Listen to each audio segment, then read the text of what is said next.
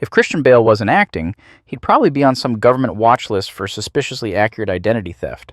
This man morphs into roles like an undercover cop who's been in deep cover for 20 years and can't remember his real name anymore. You watch American Psycho, and he's a corporate serial killer with abs sharp enough to julienne carrots. Jump to The Machinist, and he's a haunted skeleton that looks like he survived on nothing but cold anxiety and black coffee fumes. Then, before your body can even digest that, he's Batman somehow looking like he gained an entire person's worth of muscle in a few months. The guy's filmography reads like a biology experiment gone wrong. Every movie feels like he asked, what's the most physically and emotionally damaging thing I can do to myself for art? And then did it anyway. Christian Bale doesn't have range. He is range. Watching his career is like watching a man speedrun the entire human experience, one calorie-deficient transformation at a time. Let's start with American Psycho, where Bale truly became a myth. Patrick Bateman is a mask stretched over an empty shell, a walking satire of consumerist masculinity so exaggerated it becomes terrifyingly believable. Bale plays him with such surgical precision that every smile feels rehearsed, every gesture like it was practiced in front of a mirror, and that's exactly the point. You can tell he's performing even when he's alone rehearsing human emotion like someone studying a foreign language. The genius of Bale's performance is that he can allude to the fact this is someone emulating emotion instead of concealing it. His monologues about business cards, skincare routines, and Phil Collins are proof of how detached this man is from meaning. He doesn't really care about art, music, or people. He cares about having opinions on them. Bale uses his body as an instrument of control. The sharp posture, the perfect grooming and workout routine, the way his jaw tenses when someone challenges his status, it's physical acting at its purest. And when the violence unfolds, the eruption of violence feels like the same emptiness finally leaking out. Every scream and swing of the axe has rhythm, as though Bateman's performing even for himself. And in that terrifying precision, Bale captured the 21st century sociopath before the century even began. This is the kind of performance that can't be taught. Bale balances absurd humor and raw menace so effortlessly that you start laughing at moments you shouldn't, which is exactly the point. He gives Bateman a rhythm, this mechanical, hyper-curated personality that slips the moment no one's watching. He's the face of a hollow generation hiding behind perfect abs and business cards, and he knows it. American Hustle is where he reminds you that he doesn't need to play a killer or a superhero to completely dominate the screen. As Irving Rosenfeld, Bale reshapes his entire energy. Gone is the rigid physicality or the cold precision of his darker roles. This is Bale drenched in sleaze, charisma, and desperation. The man's got a comb-over that's practically a metaphor for the whole movie, an illusion barely holding together, one gust of wind away from collapse. His performance is both pathetic and magnetic. He's a scam artist who's self-aware enough to know he's full of it, but too addicted to the act to stop. What's brilliant here is the duality he brings. Irving is running cons on others while also running one on himself, convincing his own conscience that he's not a bad guy, similar to the fake gurus of the real world. I mean, he's so good at it, you'd think he owned a sleazy prop firm before he started acting. Bale, yet again, communicates so much with just his body language. The nervous energy in his hands, the soft-spoken tone in which he speaks that makes you root for him as he's lying through his teeth. The cinematography is lush, golden, and indulgent, mirroring his delusion, bathing every scene in the false glamour of the 1970s con world. But under the sparkle, he anchors the film in something painfully human. Every nervous glance and forced grin screams that he's drowning in guilt. It's a masterclass in embodying delusion, and you and I would probably buy into whatever he's selling. Then came Batman Begins, where Bale redefined what it meant to wear it. His Bruce Wayne is a trauma case learning how to turn pain into purpose. He plays the role like he's possessed by duality, wrestling with his shadow in every frame. The way he calibrates his voice, posture, even breathing to separate Wayne from Batman is methodical. There's humanity buried inside all the armor, and Bale lets it leak through in fleeting, heartbreaking moments. When he says, "People need dramatic examples to shake them out of apathy, and I can't do that as Bruce Wayne," you believe he means it. Batman is addicted to control, chasing a ghost he can't ever catch. It's that undercurrent of obsession and guilt that makes Batman Begins more than an origin story. By The Dark Knight, Bale's control as an actor is almost unnerving. He understands that this is the point where Bruce's identity starts to fracture. The stoic facade begins to slip, and Bale lets that tension boil beneath the surface. But he barely lets it out. You can see the exhaustion in how he talks to Alfred, the despair hiding behind the gravel in his voice. Opposite Ledger's chaos, Bale grounds the entire film. He doesn't need to compete for the spotlight because his restraint is the counterpoint. His Batman is finally realizing that justice and obsession have merged into the same thing. That Gotham will never stop taking from him no matter how much he sacrifices, no matter how much the people around him sacrifice. In the quieter moments, that scene where he's standing over the rubble of the destroyed Batmobile, or when he stares blankly at the sonar wall, you see the cracks forming. Bale's minimalism turns Bruce's crisis into something mythic. He embodies the tragedy of someone trying to hold a moral code in a city that keeps proving him wrong. The tragedy of the Dark Knight is that he loses himself while trying to save everyone else, and Bale sells that unraveling with devastating precision. By the time we reach The Dark Knight Rises, Bruce isn't just broken, he's hollowed out. Bale takes that same energy from the first two films and turns it inward. This is a man living off the memory of a purpose that no longer exists, a shell of his former self. His movement looks heavy, his breathing feels reluctant. When he climbs out of the pit, it's the culmination of a decade of emotional and psychological exhaustion. Bale leans into the vulnerability of Bruce Wayne more than ever here. He can barely stand without pain and wants to try to become a symbol again, because he knows he needs to be. What's remarkable is how he plays the rebirth. Like there's no triumphant I'm back moment, just determination and grit. Like an addict finally admitting what he's been running from. Bale's physicality, which has always been a cornerstone of his craft, turns poetic here. The limp, the labored breathing, the way he sits, it's all storytelling. The ending lands because he's earned it. You believe Bruce deserves peace for once. Bale gives this trilogy a soul. His Batman trilogy is about the cost of identity, and Bale wears that cost in every frame. The Fighter is one of his most gut-wrenching performances, and it's easy to forget that the skeletal, jittery Dickie Eklund is the same man who once stalked Wall Street with a chainsaw.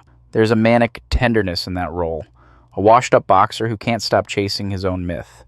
Bale plays him as someone whose charisma is his curse. You can't take your eyes off him even when he's destroying himself. His rapport with Mark Wahlberg feels lived in, almost documentary-level, real similar to End of Watch. The way he fidgets and the way his eyes dart around, the restless energy that fills every silence, it's genius. He gives Dickie dignity even when the world's written him off. The Oscar was overdue validation. It's one of those roles where you can tell he didn't walk onto set to perform, but to atone. Eklund is suffocating under the myth of his own potential. The brilliance of Bale's approach is how he balances charm and decay. He gives Dickie a magnetism that makes you understand why everyone around him keeps forgiving him, even when he doesn't deserve it, similar to a family member overcome by addiction. At the end of the day, they're still family. There's a rhythm to the way he speaks, fast, slurred, full of misplaced confidence, as if talking quicker might help him outrun his own shame. And beneath it all, full awareness that he knows exactly how far he's fallen. The jailhouse interviews, the moments with his brother Mickey, the forced bravado, they're heartbreaking because Bale refused to make them melodramatic. He asked you to recognize the humanity in failure, the frustration of falling back into something you swore you'd never do again. That's what makes this performance so quietly devastating. Then there's Harsh Times, what I believe to be Bale's most underappreciated performances. Bale dives headfirst into the mind of a broken vet trying to navigate civilian life with nothing but paranoia and misplaced aggression to keep him company. It's grimy, ugly, and painfully real. Bale's Jim Luther Davis is the kind of guy who believes he's in control while his entire life spirals out from under him. The performance is raw and unfiltered. He's unpredictable, bouncing between charm and violence like someone who doesn't know how to turn himself off anymore. Bale makes you pity him even when he's unbearable. The film lives in that uncomfortable space where masculinity and self-destruction feed off each other, and Bale nails that energy. His very line delivery sounds like it's coming from someone trying not to break character in his own life. There's a desperation in his eyes that says everything the dialogue doesn't.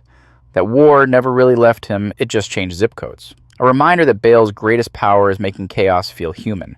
Up next, The Machinist, which is borderline masochistic in its commitment. Bale also loses presence on top of the pounds he lost for this role. Trevor Resnick is haunted by his own existence. Every frame of that film is built around his physical decay, but the real horror is in his eyes, that constant sleepless panic. He turns paranoia into poetry, embodying guilt in the most visceral way possible. Bale weaponizes discomfort. You can't look at him without feeling uneasy, and that's exactly the point.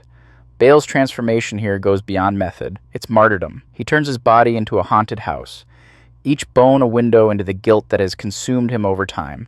Trevor Resnick is emaciated physically and spiritually. He's hollowed out. And you can tell this role took a lot out of him. He drifts through scenes like a shadow trying to remember what it feels like to exist. It's as if his brain has forgotten how to tell his body to act human. What's incredible is how Bale turns that physical deterioration into psychology. You can see the insomnia in his posture, the paranoia in the way he scans a room, the shame in how he avoids mirrors. It's horror without monsters because he is the monster, just consumed by guilt so completely that reality itself starts to rot around him. The moment he begins to piece together the truth that every hallucination is just a reflection of his own guilt, the tragedy hits like a truck. He's been punishing himself the entire time. It's one of those performances that makes you question the line between actor and victim. Bale starved Trevor Resnick out of himself until nothing was left but remorse and bones. Then you have The Prestige, the film that's practically engineered for Christian Bale. Two magicians obsessed with outdoing one another, one willing to risk everything for the perfect illusion. Bale's Alfred Borden is cold, methodical, and somewhat unhinged. It's a performance that operates on layers. You think you're watching a man obsessed with magic, but really, you're watching someone living two lives at once. Every word he says feels like it's coded in misdirection. The entire film reconfigures itself around that performance, selling the duality of genius and madness without overselling it. The accent, the posture, even the way he looks at Hugh Jackman's Angier, half contempt, half respect, it's all perfectly calibrated. Nolan's clean, symmetrical cinematography finds its match in Bale's controlled energy. Both men are obsessed with precision. The twist only works because Bale makes it emotionally devastating. The realization that the magic was never the trick itself, but the sacrifice behind it. This is around the time the general public started to realize that Bale is in a league of his own. Equilibrium is one of those films that never got the recognition it deserved. And yes, I'll fully admit that's personal bias talking, because this movie is pure stylistic bliss in the form of early 2000s sci-fi pulp. Christian Bale plays John Preston, a high-ranking enforcer in a future where emotion itself is outlawed. And from that premise alone, you can already tell it's a film obsessed with control, both thematically and visually. The cinematography is all sharp lines, cold symmetry, and muted grays that gradually warm as Bale's character begins to feel again.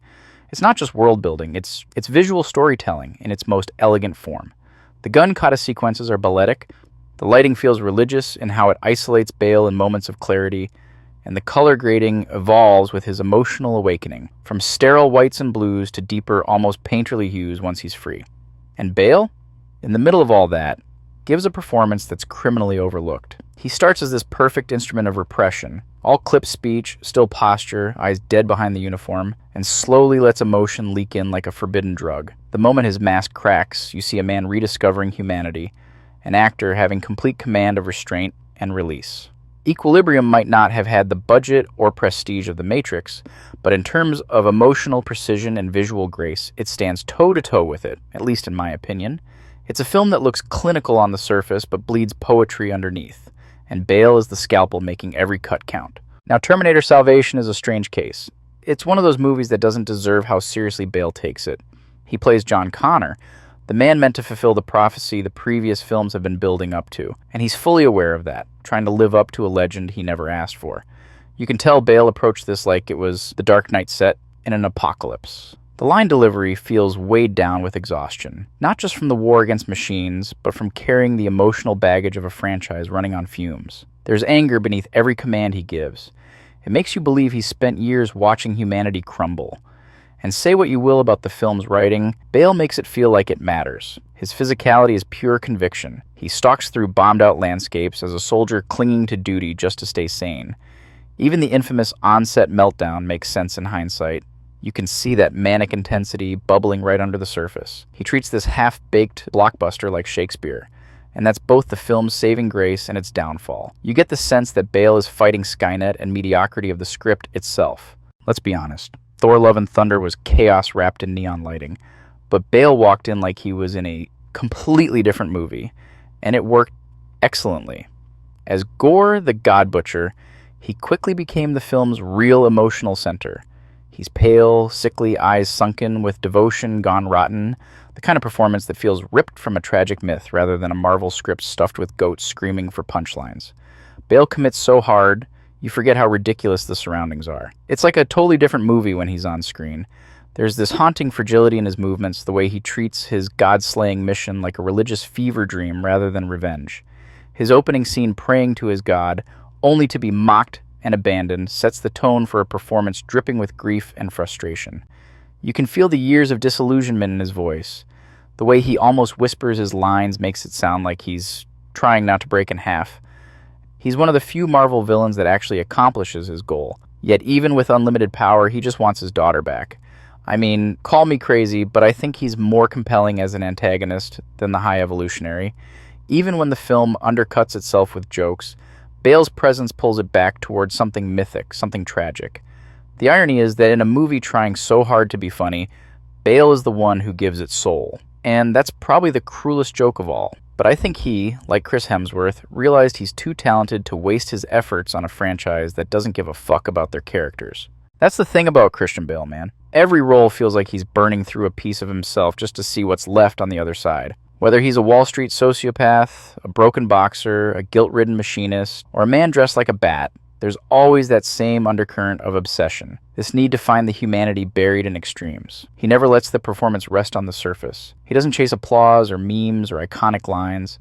He chases truth, the ugly, fragile kind that most actors are too afraid to touch. He's one of the few who can go from the precision of American Psycho to the raw despair of The Machinist, and then land in the moral gray of The Dark Knight without losing coherence. The through line is discipline, a monk-like devotion to craft that borders on self-destruction. He's willing to risk identity itself for the sake of performance, and that's why it was so much fun making this video. Each role feels like a controlled implosion, and somehow he always walks out of the wreckage with something new to say. There's range, and then there's Christian Bale, the actor who makes you forget there was ever anyone else underneath.